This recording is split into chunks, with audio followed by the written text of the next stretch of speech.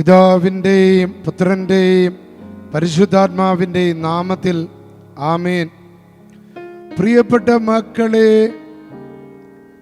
ഈ daily deliverance പ്രാർത്ഥന കേൾക്കുമ്പോൾ തന്നെ നിങ്ങളെല്ലാവരും അനുഗ്രഹിക്കപ്പെടട്ടെ.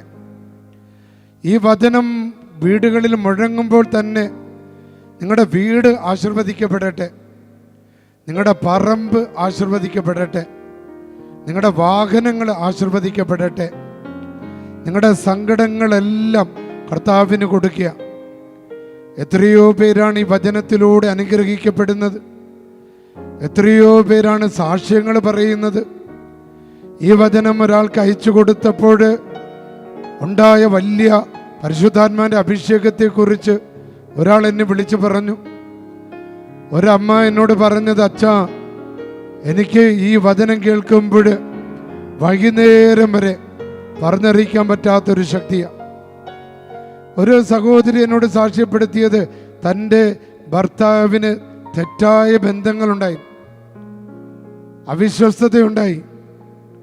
അത് കാണുകയും അതിനെക്കുറിച്ച് ചോദിക്കാൻ പോലും പറ്റാത്ത വിധത്തിൽ ഭർത്താവിൻ്റെ കോപം മൂലം ഇതൊന്ന് ചോദിക്കാൻ പോലും പറ്റാതെ വിഷമിച്ച് നിൽക്കുന്ന അവസ്ഥയിലാണ് ഒരു കൂട്ടുകാരി ഡെയിലി ഡെലിവറൻസ് പ്രാർത്ഥന അയച്ചു കൊടുത്തു. കാരണം തൻ്റെ ഭർത്താവ് ഇത്തരത്തിൽ പെരുമാറാൻ കാരണം അദ്ദേഹത്തിൽ ബാധിച്ചിരിക്കുന്ന പിശാചാണെന്ന് കണ്ട് ഉപദേശമോ കണ്ണുനീരോ അല്ല അവിടെ പ്രവർത്തിക്കുക, നേരെ മറിച്ച് കർത്താവാണെന്ന തിരിച്ചറിവാണ് കൂട്ടുകാരി പറഞ്ഞു കൊടുത്തത്. എന്നിട്ട് അതിനാണ് ഈ പ്രാർത്ഥന കൊടുത്തു. പ്രിയപ്പെട്ട മക്കളെ, ആ സഹോദരി എന്നോട് പറയുകയാണ്, അവർ ഈ വചനം കേട്ട് ഏകദേശം ഒരു 10-20 ദിവസങ്ങൾ കണ്ടിന്യൂസ് ആയിട്ട് കേൾക്കാൻ തുടങ്ങിയപ്പോൾ പതുക്കെ മാറ്റങ്ങൾ ഭർത്താവിന് വരാൻ തുടങ്ങി.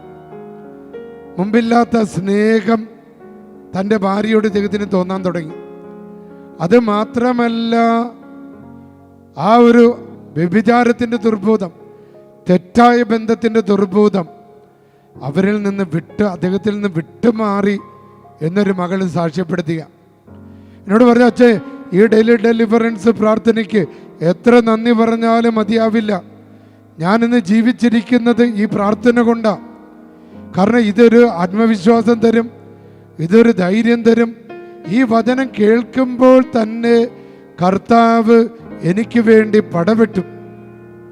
കാരണം നമ്മൾ പടവെട്ടുന്നത് ഈ ലോകത്തിലെ ശക്തികൾക്കെതിരെ അല്ല, നേരെ മറിച്ച് ഒളിഞ്ഞിരിക്കുന്ന ശത്രുവിൻ്റെ, ദുഷ്ടൻ്റെ കെണികൾക്കെതിരെയാണ്.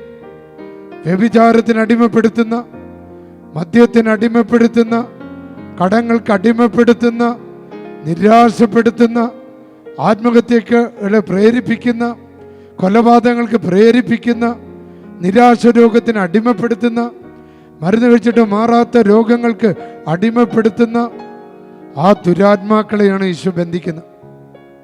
ഈശോ ശാസിക്കുക ഈ പ്രാർത്ഥനയിലൂടെ. മക്കളെ, വിശ്വാസത്തോടെ പങ്കെടുക്കണം. വിശ്വാസത്തോടെ പങ്കെടുത്ത് ഇത് അയച്ചു കഴിഞ്ഞപ്പോൾ വിദേശത്ത് നിന്ന് ഒരു മകൻ പറഞ്ഞു, അച്ഛാ, ഇതൊരു അനുഗ്രഹം പോലെയാണ്. എൻ്റെ ചേച്ചിയാണ് എനിക്കിത് അയച്ചു തന്നത്. ഈ പ്രാർത്ഥന ഞാൻ കേൾക്കാൻ തുടങ്ങിയ മുതൽ എനിക്ക് സാമ്പത്തികമായ അഭിവൃദ്ധി ഉണ്ടായി, തൊഴിലിൽ ഉയർച്ചയുണ്ടായി.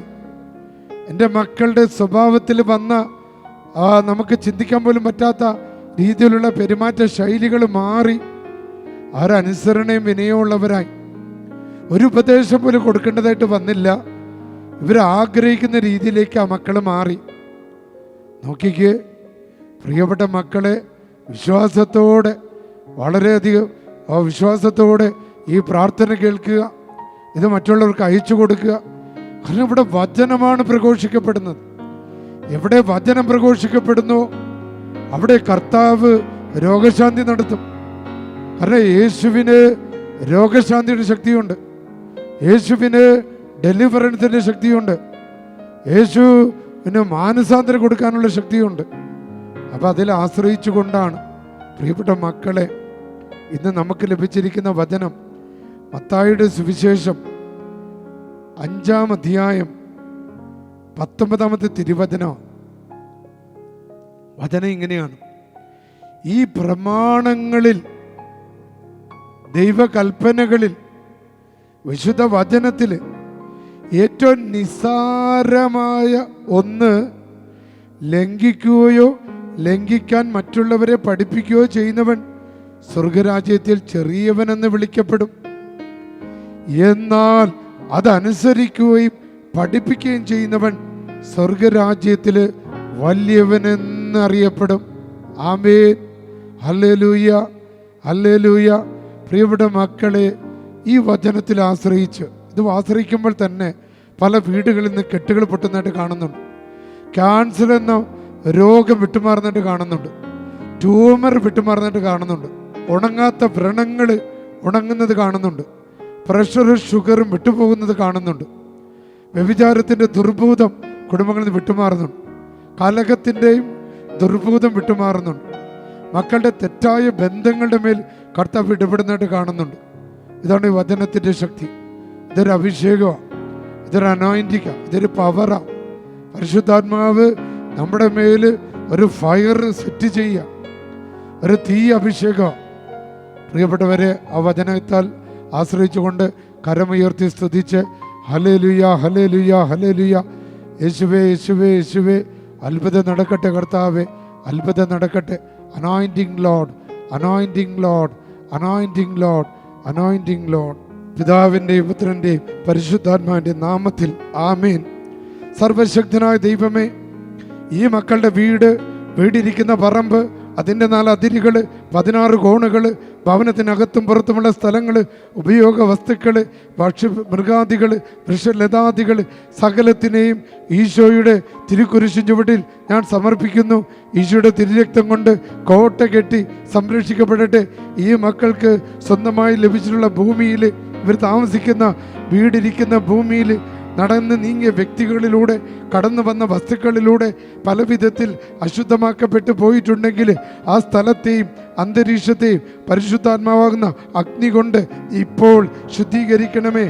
ഏകദൈവ വിശ്വാസത്തിന് നിരക്കാത്ത വിഗ്രഹാരാധനകൾ, ആചാരാനുഷ്ഠാനങ്ങൾ, അന്ധവിശ്വാസങ്ങൾ, പൂജാവിധികൾ, അബദ്ധ സിദ്ധാന്തങ്ങൾ, കൗശലപൂർവ്വം പിടിച്ചു പറിച്ചും തട്ടിയെടുത്തുമായ കാര്യങ്ങൾ, ജഡിക പാപബന്ധനങ്ങൾ, മാരക പാപങ്ങൾ തുടങ്ങിയവയിലൂടെ ദൈവ സാന്നിധ്യത്തിന് തടസ്സമായിട്ട് വന്നിട്ടുള്ള എല്ലാ ബന്ധനങ്ങൾ കർത്താവായ യേശുവിൻ്റെ അധികാരമുള്ള നാമത്താൽ ഈ മക്കളിൽ നിന്ന് എടുത്തു മാറ്റി അത്ഭുതകരമായ ഡെലിവറൻസ് ഇവർക്ക് ലഭിക്കട്ടെ.